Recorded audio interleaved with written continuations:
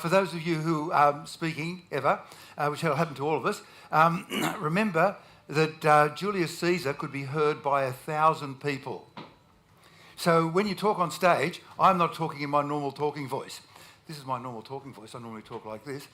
And if I talk at this level, they have to run the gain up so high, we can go into feedback. So I'm projecting. So whenever you talk into a microphone, as you rightly did, project, and then they've got lots to play with at the back. And to answer your question, this is not a scientific thing, but you start off with data, and then from data, you put enough data together and you get some information. And then if you look at that information for long enough, you can get some knowledge out of it. For example, how to run the vinegar through the dishwasher every 6 months. You don't tip the vinegar in the bottom. You put it into a shallow soup bowl or maybe a cake tin, maybe 300 mils, and you sniff it and you think, oh, that's very strong vinegar and it's half full. And then you put it on the longest possible cycle, and then it'll run for about 2.5 hours at the greatest heat. And at the end, you sniff the water. It's full of water and it's got hardly any vinegar. You've done a good job. So that's knowledge. So you go data, information, knowledge, and then wisdom. So you might have the enough knowledge to make a weapon of mass destruction, but you should have the wisdom not to do it, not to go down that pathway. So we have the knowledge on how to head down making an artificial intelligence, but we should make it slower. And finally, the very last level is enlightenment, when you are so full of wisdom and knowledge and everything else that people will come to you and open their wallet in front of you and say, help yourself. So that was the answer to the first question. And by the way, these are real headlines. We've got 3 minutes to go. This next one is a real headline.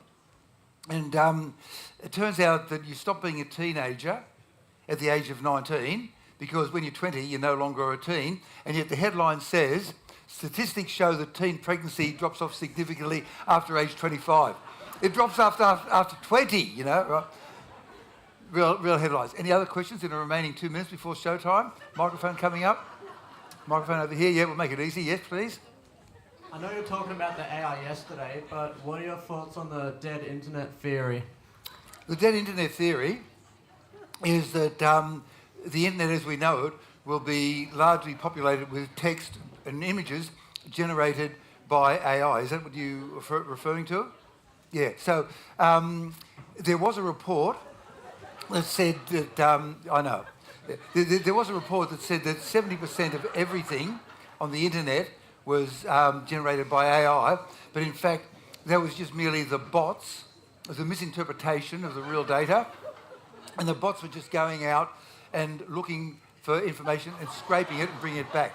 So the amount of stuff on the internet that's generated by AI, I don't know the real figure. Diana was alive for 36 years before she died, not just hours, right? Okay, illiteracy is an obstacle, is it? Not an obstacle, yeah. Guess what? They found guns in a gun shop. Who would have known? Marijuana sent to a joint committee, of course. Those stupid homeless, they survived through winter. What are we going to do with them now? Homicide victims do, in fact, very rarely talk to police. Yeah, and you can cross a river with a bridge. And the meeting on open meetings is closed. Okay, and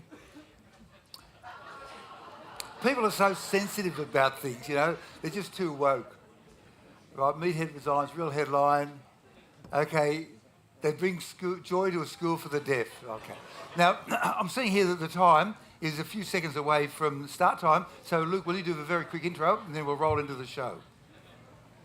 I mean, I've never been put on the spot like this, but really, he's done his own introduction here. I'm just sort of doing I'm not even sure what the word would be, the formalities. Dr. Karl, he has multiple podcasts. He's written multiple books.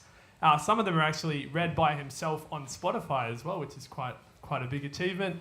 University of Sydney. I could just keep rolling off, but I'm just going to get off the stage and let you guys make your own decisions. Take it away. Everyone put their hands together for Karl. Thank you.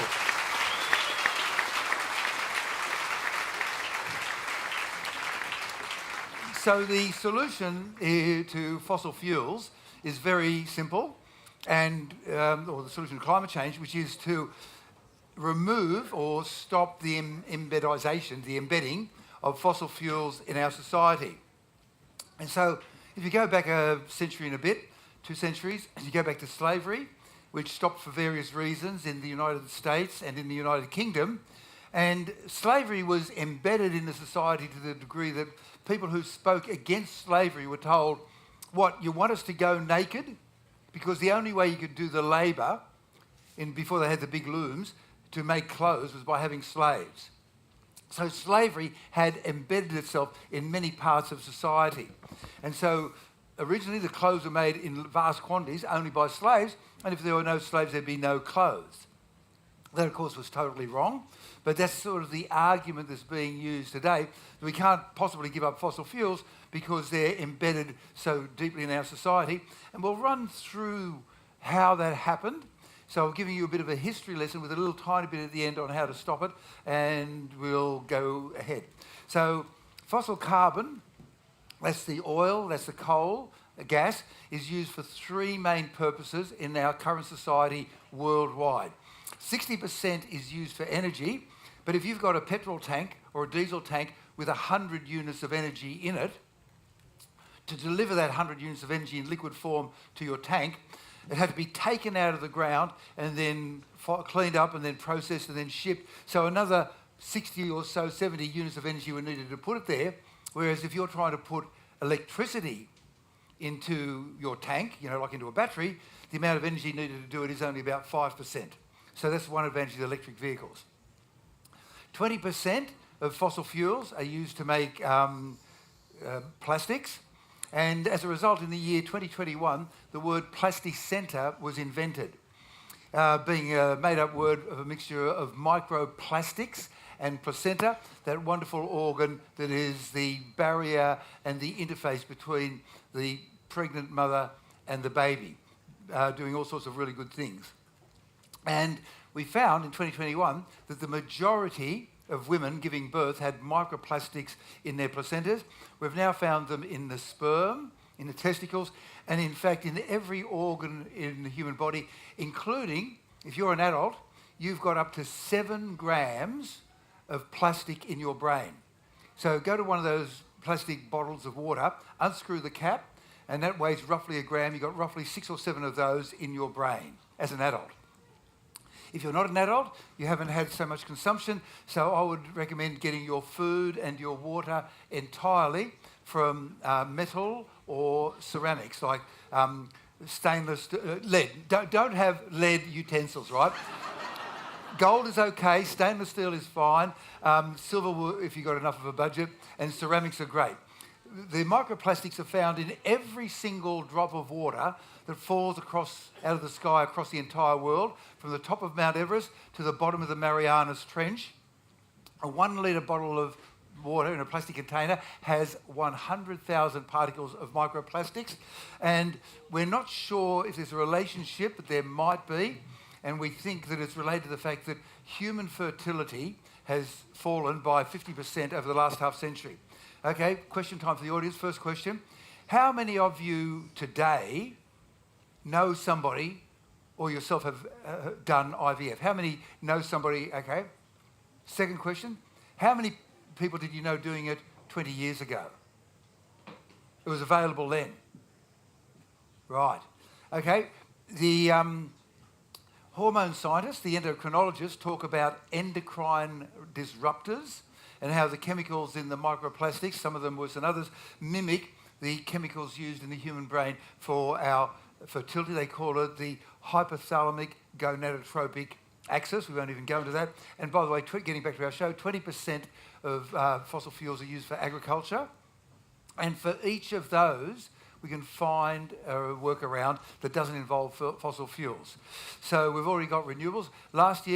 This year, 2025, was the first year when the amount of energy generated from renewables worldwide was greater than the amount of energy generated from coal, and we'll talk about that in a little while.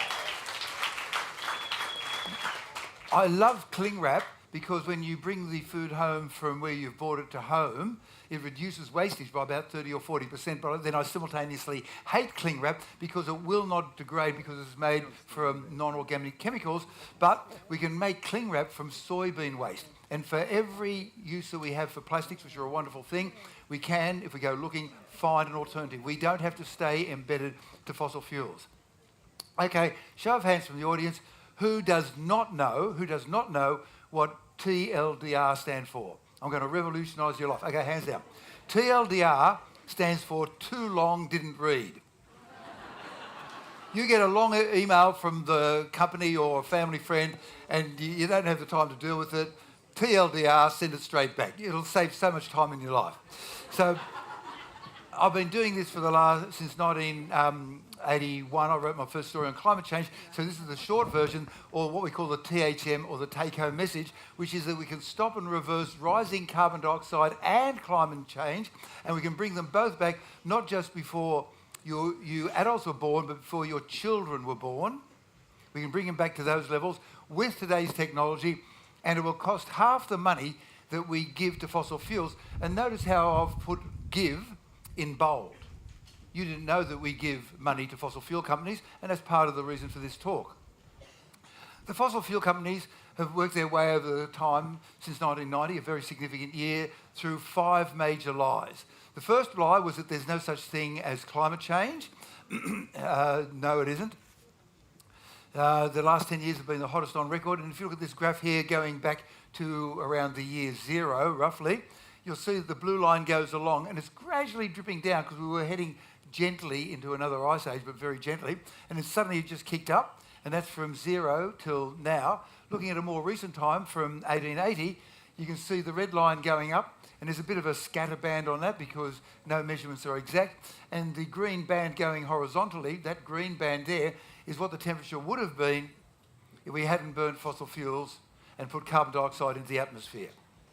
So the first lie, there's no such thing as climate change. The second lie, there is climate change, but it's just natural, it's not our fault, that's a lie. The third one is, it's good that we have climate change because you don't have to wear so many jumpers in winter. And the fourth one is, look, we did cause climate change, but look, the damage is really minor. And the fifth lie is a twofer. Firstly, it's too late, we're screwed, this is a lie. Climate change is irreversible, we have to keep on burning coal, we just have to, because there's no other way our society can survive. And renewables won't be good for another 50 or 100 years, that's another lie. I've written a cheap book about this for about $10 or $15, Dr. Karl's little book of climate change science. And if you want to know more about the background, by the way, feel free to take photographs of the screen at any time. I don't mind, very happy. It might help you ask some questions at the end. And then read this other book, The New Climate War by Michael Mann, who was the guy who did the hockey stick graph, and that's the temperature just suddenly rising. So I'll run through this in 5 stages. And the first stage is a combination of the history of climate change and the cover-up. So if we go back to the time of Captain Cook, around 1770 or so, way back then the carbon dioxide level was around 280 parts per million in the atmosphere, 280, and then it began to rise, and that's in the late 60s when we started measuring it really accurately in Hawaii, and then now it's up around 420. And if we forget the middle number and we just get the starting point around the time of Captain Cook, which was the Industrial Revolution beginning just slowly then, and we subtract the first and last numbers, we end up with 140, which by coincidence is half of where we started. But I have heard politicians from Queensland say that there has been no rise in carbon dioxide over the last 5 centuries. That is a lie. It has risen by 50%. And we've measured it really accurately beginning in the 60s, and we can measure it going up and down. And the big change, okay, question for the audience. You know how some parts of Australia are now uninsurable, that the insurance companies will not insure you, or they will say, we'll insure you, but you get floods. We've got to charge more for the premiums. Okay, so at some stage worldwide, the insurance companies started increasing the premiums due to climate-related events. Who thinks that it began only after the year 2020? Okay, who thinks it began only after the year 2010? Okay, after the year 2000, they begin to increase it. 1990, the insurance companies worldwide had recognised that climate change was real and had started increasing the premiums in 1973. Go to the Munich Re website and you can read all of the documents because they had centuries of weather records because they're in their interest to do it. I like a good insurance company. I don't like a bad one. I like a good one. I like the idea of spreading the risk of all of us across our society so you don't have a big payout. And they had several centuries of weather records and insurance payouts, and they said, mate, there's this thing called the greenhouse effect. We're charging more, nothing personal. And so that was back in 1973. They had to charge more or else they'd go broke, which is why all the other insurance companies followed them. And then 4 years later, in 1977, the chief scientist for the biggest fossil fuel company in the whole world said there is general agreement that we humans are influencing the climate through the release of these greenhouse gases, carbon dioxide. And that was in 1977. And immediately, Exxon, being involved in this, said we've got to do something about it. And within 3 years, had joined all of the other fossil fuel companies together into a consortium and had started employing scientists. And they did the best science on climate science from about 1977 to 1990. Let me say that again. The best science on climate science was done by the fossil fuel companies, paid for by them over that 10-year, 13-year window. And they paid out millions. And then in 1982, after they'd all got together and put in more money, in 1982 they had a big meeting. And this is a photograph from this meeting on the 12th of November 1982. And on the left-hand, this is a photograph taken with a film camera of the screen. And on the left-hand side is the invitation. On the right-hand side is a graph. And if you look at the graph, at the bottom you've got the decades rolling past, 10, 20 at a time. On the left-hand side, you've got the carbon dioxide level going up. On the right-hand side, the temperature. And they predicted in 1982 that if they did BAU, you'll hear this phrase a lot, business as usual, that the temperature, the carbon dioxide level would have gone to 415, very close to 420, and the air temperature would have gone up by 1 centigrade degree. And they made this prediction 38 years in advance. They made this prediction 38 years beforehand, before that 2020 date. By the way, let me just clear up I'll do a little diversion. We are not heating up the planet. The planet's about 12,700 kilometres across. What we are heating up by 1 and a bit centigrade degrees are the bottom 10 kilometres of the atmosphere and the top kilometre of the ocean, which is where all the life is, or most of the life. We're not heating up stuff 10 kilometres down, 100 kilometres down. We're not heating up the planet, we're heating up the biosphere. So that's where the life is. And so in 1982, they accurately predicted what would happen by 2020. And to their credit, they did things to try and diminish that. So let's just go through the timeline. When did people accept the science of climate change? The insurance companies, 1973. Big fossil fuel, 1982. But the scientists needed more proof. It's very easy to predict the past. If you've got a bunch of data, you can fit any line you want to it. But what is difficult is predicting the future. So in 1980, they made a whole bunch of predictions, and by 1990, so many of them had come true that the scientists around the world started saying climate change is real, and they called it the signal. And I went on the Midday Show with Ray Martin. Anybody heard of that show? Yep. I went on a Midday Show with Ray Martin talking about how finally everybody had agreed, the fossil fuel companies, the insurance companies, and now the scientists, that climate change was real. And we've got a little graph here. So we're starting off in 1880, and we've got the months going around in a circle on the outside from January to July to October. And you can see that as the years roll past, the temperature sort of bumps around.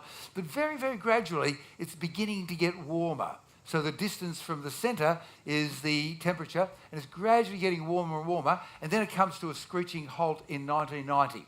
And you can see it's beginning definitely to get warmer, but only very slowly. Why 1990? Because in that year, big fossil fuel changed their tack. They changed what they were saying. They chucked a Yui and they started denying that climate change was real, and they started funding lies at the rate of up to $1 billion a year or more. And that was in 1990. So up till 1990, they accepted that climate change was real. After that, they denied it. And in that time that they denied it, half of all the extra carbon dioxide that's been put into the atmosphere was put in.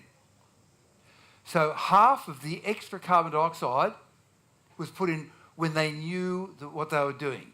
If you're painting your house and unbeknownst to you, the fumes are really making your neighbours sick and setting off their asthma, you'll stop and you'll wait until they're not at home. They kept on doing it even though they knew what it was doing. So running through it, the first 2 centuries, we put 1/4 of the extra carbon dioxide in the atmosphere compared to Captain Cook time. The next 30 years, we didn't really know what we were doing back then much. There were hints, read about in my book. And also I'm doing 100 TikToks on climate change being released at the end of January. They'll be a good little primer. They'll also appear on YouTube so you can get to it without having to log in. And then over the next third of a century, we put in another 1/4.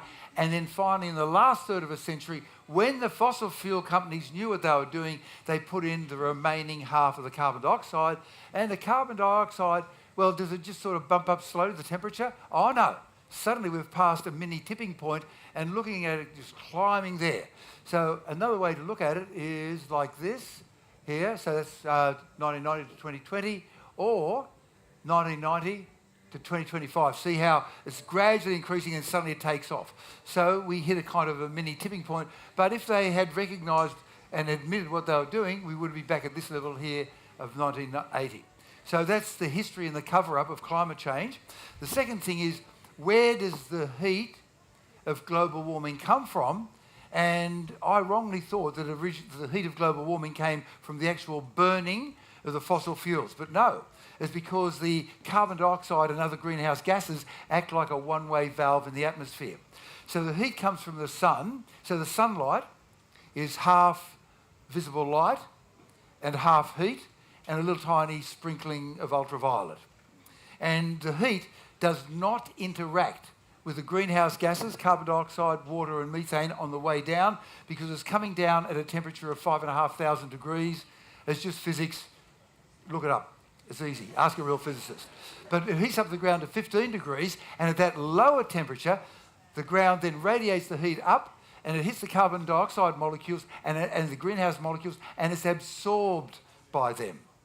And then almost instantly re-emitted. If it just came up from the ground, hit a molecule of greenhouse gas, and kept on going straight up, there'd be no global warming. But it comes out in all directions, and half of it is coming kind of upwards, but the other half is coming downwards, and so we've got this big fat amount of heat coming down to the ground, and the amount of heat is because the carbon dioxide is acting like a one-way valve. You'll find people still saying, why doesn't it work on the way down and the way up? That's why.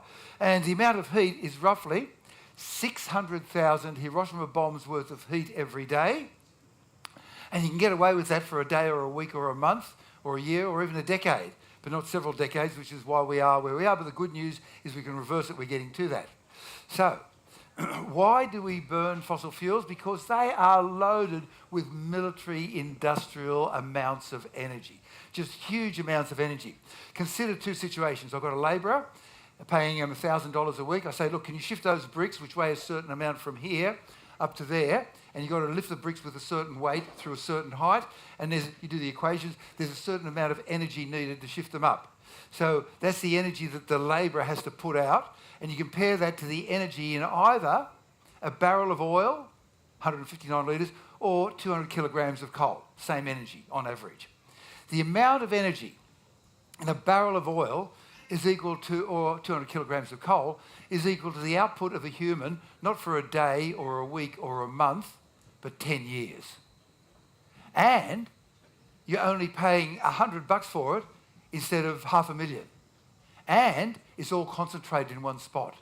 So suppose you're a fishing village and you need some food and you've only got a sailing ship and the wind is against you and the tide is against you, everybody's going hungry.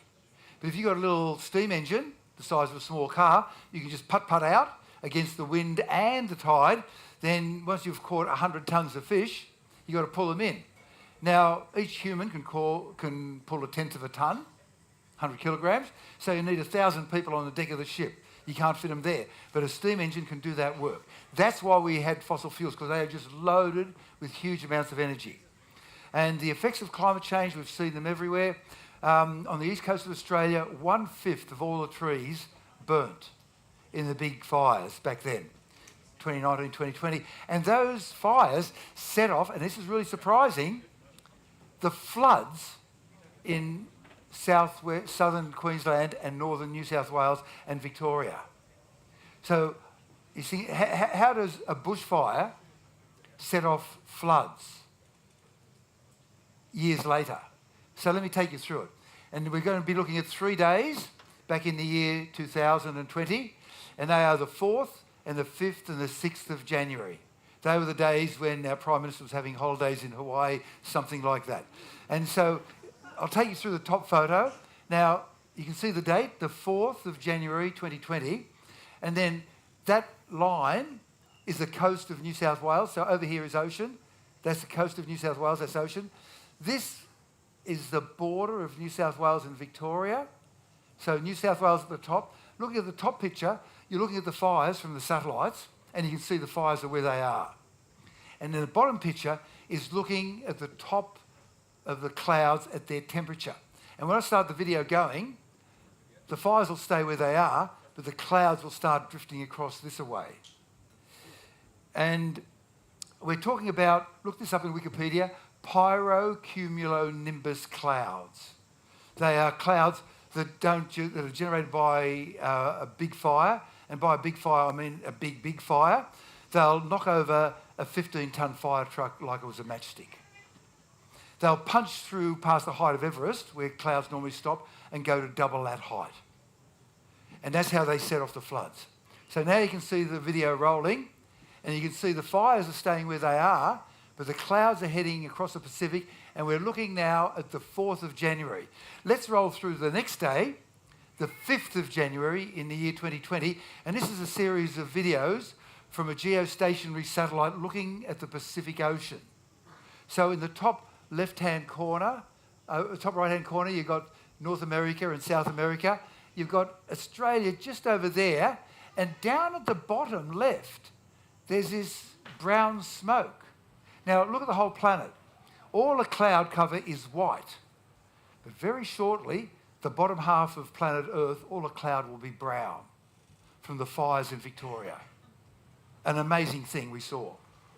So you can see the clouds going across, and then on the next day, the 6th, and this is the border here of South America and the Pacific Ocean on the left, land on the right.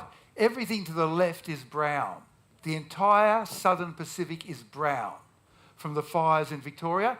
And on the right-hand side of the picture, they're white, not by the next day. And so 3 years later, a paper came out in Nature called A Multi-Year Tropical Pacific Cooling Response. So remember how I said that the ocean, we haven't warmed up the whole planet, only the top kilometre of the ocean. Okay, now we've got to talk about El Nino and La Nina. And the way to think about that is a pot of water on the stove. If it's warm, the water evaporates. So if the warm water is over near South America, the water evaporates there, and we get a drought in Australia, La Nina. Or if the pool of warm water is off of where Australia is, we get the rain. So having a look here, a cooling response, not the whole ocean, not the whole Pacific Ocean, which by itself is bigger than entire planet Earth. We're just looking at an area maybe half the size of Queensland and maybe 100 metres deep, not very big. And they set off the El Nino, the La Ninas rather. So here we are, and you can see in this photo of the world, there's a red square which is cold off the coast of South America, and that is cold water. That's what the bushfires set off. And correspondingly off the coast of Australia is a pool of warm water roughly half the size of Queensland.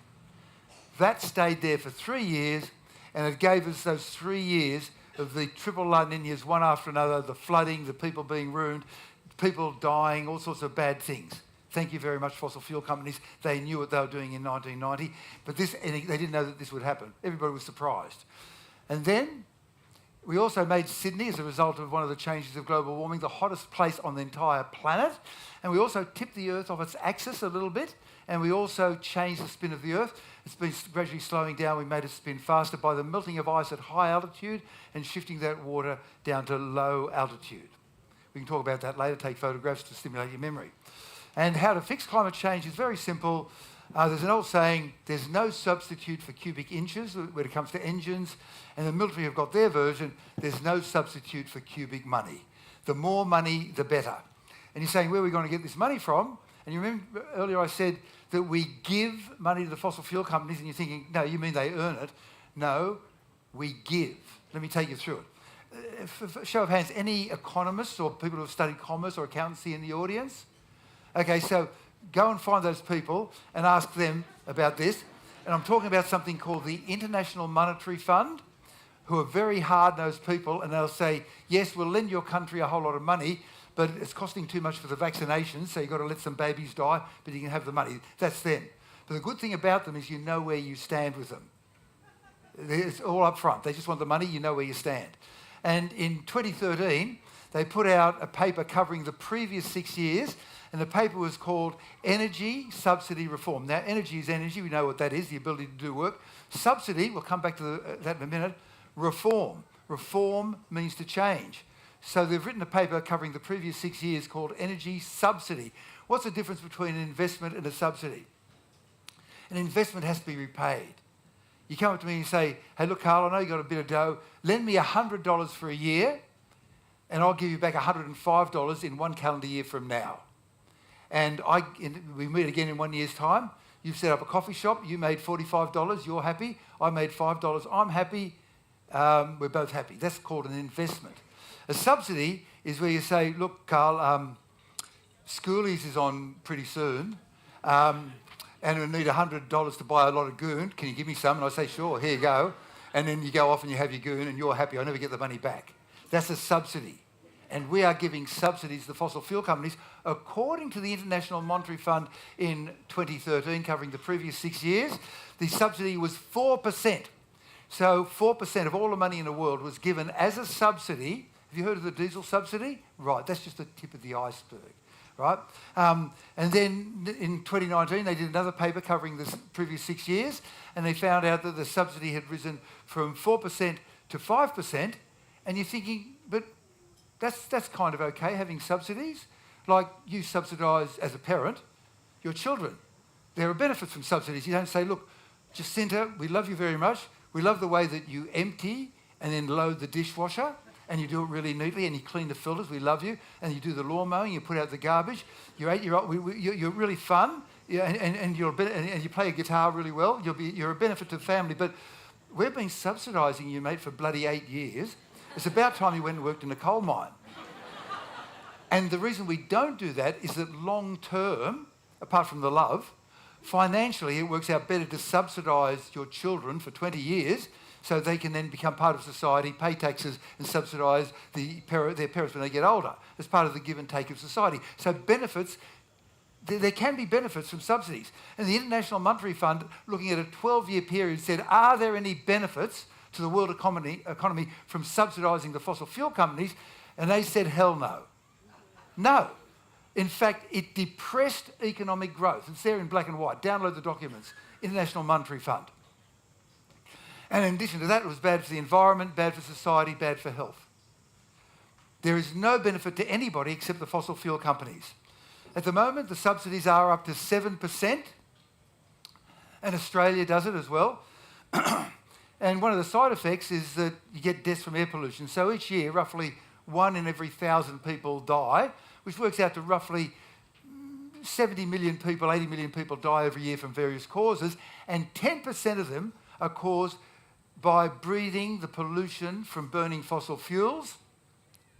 And the total amount of repayments that the fossil fuel companies give to those families in terms of lost income and lost wages, and the cost of a funeral, that's $10,000, is nothing. In Australia, we get 11,000 deaths every year from air pollution. That $7 trillion is 7% of the world budget. So, kids, when you work at McDonald's, 7 cents in every dollar is being given to the fossil fuel companies as a present. Look up the word subsidy, you'll see where it's going. 3 times the world military budget, which I thought was really huge.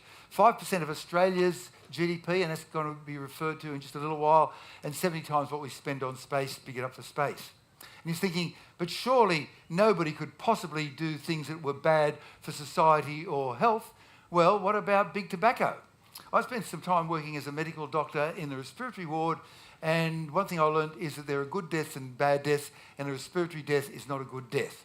20,000 people die every year from the effects of smoking tobacco, and the taxes that we get from tobacco are 10 billion. Well, let me just clear that up. The tobacco companies do have the option of paying tax, but they've chosen not to exercise that option by having dummy companies in foreign lands, like the Cayman Islands. And so with, say, Facebook, they generate $5 billion of revenue in Australia a year. They pay 0.1 billion in wages and infrastructure, and 4.9 billion for the right to use a copyrighted Facebook image to a company in the Cayman Islands. So that costs them 4.9 billion, there's no tax paid. So the 10 billion is on people who shift this stuff around society. And the indirect and direct costs to our society are at least 30 billion a year, probably 3 times that. So the bottom line is that if you come in as a person from outer space, you say, hey, Australia, why are you paying the big tobacco companies $20 billion a year to kill 20,000 Australians? Nobody in Australia benefits from that. Nobody. And you think, okay, well, it's only tobacco and fossil fuels. Surely it's not that wonderful thing, alcohol. Yes, it is. I'm sorry. We'll have a go at big alcohol as well. So back in August 2018, the poster on the left appeared in every hospital in Australia. It was a huge poster. And you'll notice that it's got 1, 2, 3 paragraphs, and within a week it was replaced by a poster that had only 2 paragraphs. And that first paragraph says, it is not known if alcohol is safe to drink while you're pregnant. That appeared in every hospital in Australia. I'm not talking about a little celebratory drink of Prosecco or champagne or a shandy to celebrate a good family event. I'm talking about serious drinking. The opposite is true. They have known this. This is totally wrong. Why did they do this? We've got a video coming up in a second, Mark. Why do they do this? Well, I've worked out the answer. And I don't know about where you get your moral values from, but I get all of my moral values from the good book, The Godfather, by Mario Puzo. And in there, like for example, when I was squatting in Glebe, I learned never make a threat unless you're prepared to carry it out immediately. Trust me, one day. And second one, always park your car with the nose outwards so you might be able to make a quick getaway from the cops. Not that I'm saying that you should disobey the law of the land, and so the answer to why the big tobacco companies did this, and we get rolling the video, is here. It's not personal, Sonny. It's strictly business. It's not personal, Sonny. It's strictly business.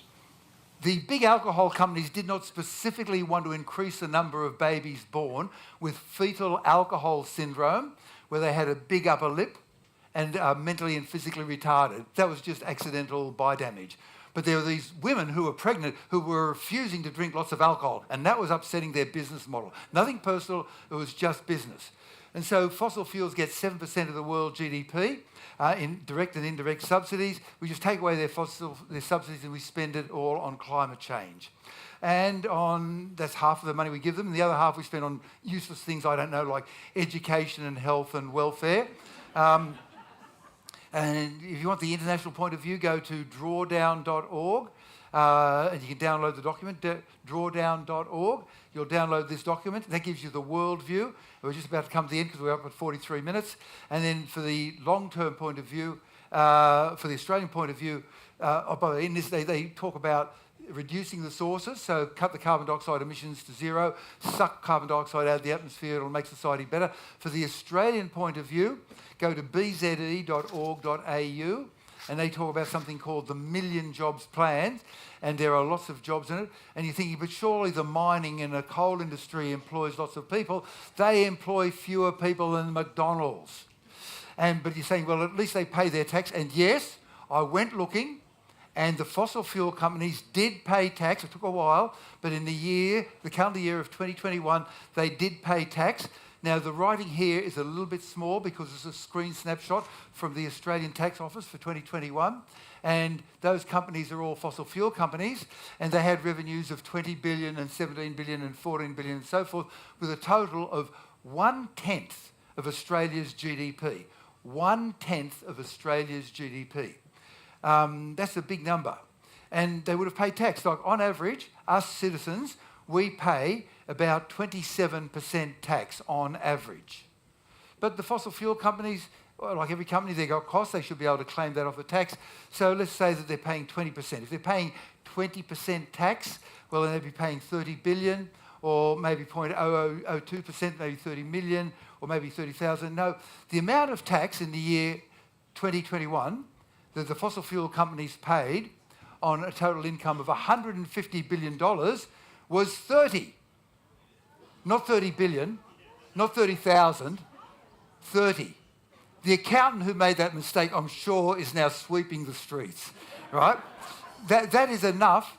If that $30 would not buy you a road or a school or a bridge or a telephone tower, but what it would buy, spread out among the 26 million Australians over a full calendar year of 365 days, would be 6 cups of coffee, which works out that each of you get 0.00004 mils of coffee a day.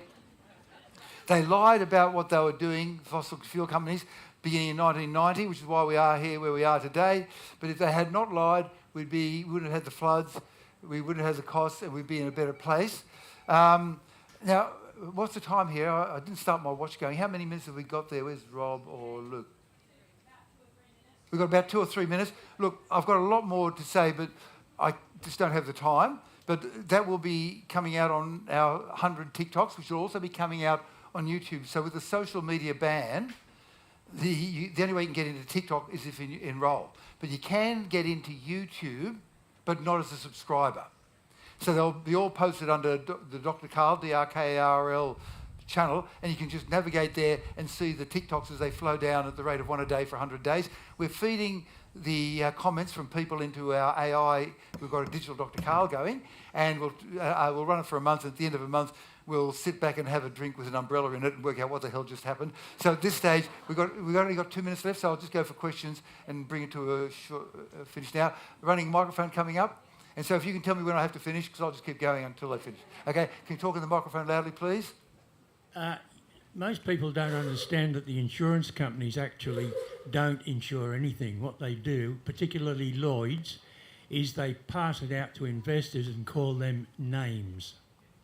Yeah, so the insurance companies, so if you've got a car and you think, gee, I better insure my car against hail damage, and so if you're in a big city, like, say, Brisbane, the insurance companies will say, what if a hailstorm went through Brisbane and hit every car? So the insurance companies around the world, they then reinsure with a big reinsurance company like Munich Re for reinsurance. And they're the big guys. And so the insurance companies will take money from you for the insurance, and then they'll pay money to the reinsurance agency. So the risk is spread across the world. I like insurance because it spreads risk. I don't like it when they're bastards and then just refuse to pay up like they do in American health funds. Another question, and you tell me where to stop. Hang on, a microphone for you. Can you shout out? We'll bring a microphone so everybody can. Talk is being live streamed on the Woodford website and is fully available to everybody in this room and anybody on the planet. Hooray! Okay. I'll take that. Yeah, okay, that's not a question, but we go to the question. There's a human there next to you, yep. And talk loudly to the microphone, please. How would you say that deforestation and the ruining of our river systems is also contributing, and can that help fix? Yes, there's a good article about that in the recent New Scientist about how we just discovered about 20 years ago that the land itself and the stuff that grows upon it and the water that lives on the land is part of the sink process. And we are heading close towards where the Amazon might turn from a carbon sink into a carbon source, and that's one of the topics I'll be touching on. Okay, how are we going for time? Another question here, thank you. I've just recently moved out of a small country town. How do we educate people in farming and mining communities that don't want to be educated about climate change? How do you educate people about climate change? It's hard. You have to listen to them. You have to find out what they want and find common ground. And often you'll find with the farmers that what they are suffering is, firstly, there's a big Coles Woolworths duopoly that is making them pay, and they're suffering from that. And then secondly, the interest rates are growing up and they're not getting much money, and they want to pass the farm on to their children and their children. So find that common ground and work with that. And in general, I find it handy to keep my big mouth shut and my big ears open and listen to what they're saying. It's hard, and there will be misconceptions. And in my TikToks, there will be mistakes, but being a sciencey type person, I'll immediately admit it rather than trying to cover it up. So that'll be a good resource coming up shortly on YouTube. Last question, okay. What can I do to stop climate change? Well, Gandhi said that be the change that you want to see yourself. So start off by the obvious thing of, if you've got the room, a compost pile, and then recycling the soft plastics, which Australia's finally getting into, and then recycling everything you can, and being informed. Work your way up that pathway from data to knowledge, to data to information to knowledge and wisdom and enlightenment. And I'm kind of thinking, go on peaceful street protests and maybe even run for politics. Now, I recently gave a talk to an audience, and I said, how many of you have ever been on a peaceful street protest? Out of 400 people, 0. Okay, how many people have been on street? You're talking my language, yes. And the governments are trying to stop this. Just in that case, just get more peaceful. My wife was talking to somebody who'd been on the Newcastle protest. She was wearing the blue shirt. And they said, were you arrested too? Oh my God. Okay, try not to get arrested, right? But definitely have your right to do the protest. I've got to finish now. Look, thank you ever so much. Thank you.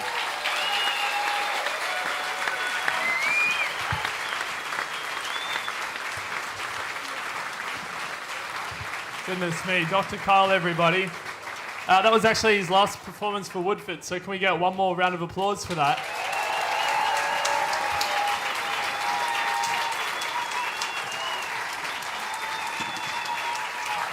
I did a bit of reading backstage, and he has 48 published books available at all good bookstores. It was emphasised in the Q&A, though talks such as these ones are available on the Woodford YouTube website, publicly available for everybody, and saved for eternity as long as we have the internet.